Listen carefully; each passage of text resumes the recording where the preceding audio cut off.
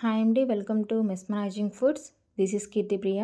ఈరోజు పల్లీ చట్నీ నా స్టైల్లో చూపించేస్తాను, వచ్చేసేయండి.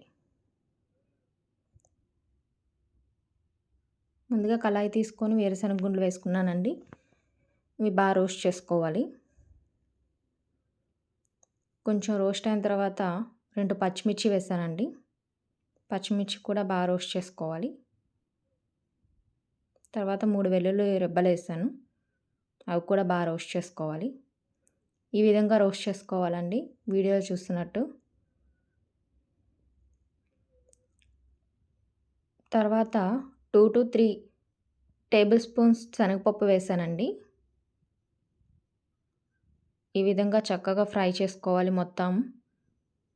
ఇవి కూల్ అవ్వడం కోసం ఒక ప్లేట్‌లో తీసుకుంటున్నానండి. ఇప్పుడు మనం పోపు పెట్టేసుకుందాం. ముందుగా కళాయి తీసుకొని 2-3 టేబుల్ స్పూన్స్ ఆయిల్ వేసానండి. పోపు దినుసులు వేసాను. కొంచెం ఆవాలు చిటపట అన్న తర్వాత మిరపకాయలు వేసానండి. 2 ఎండుమిర్చి వేసాను. కొద్దిగా 2 రెమ్మల కరివేపాకు వేసానండి. పోపు అయిపోయింది. ఇప్పుడు దీన్ని మిక్సీ వేసుకుందాం.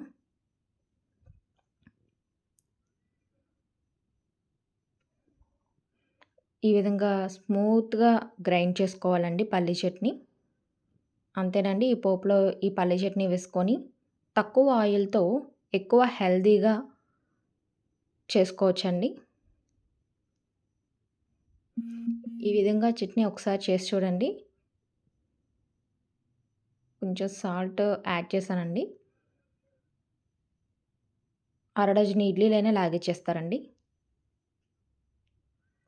Thank you for watching. నా వీడియోస్ నచ్చినట్లయితే లైక్ చేయండి, షేర్ చేయండి, సబ్స్క్రైబ్ చేయండి. బాయ్.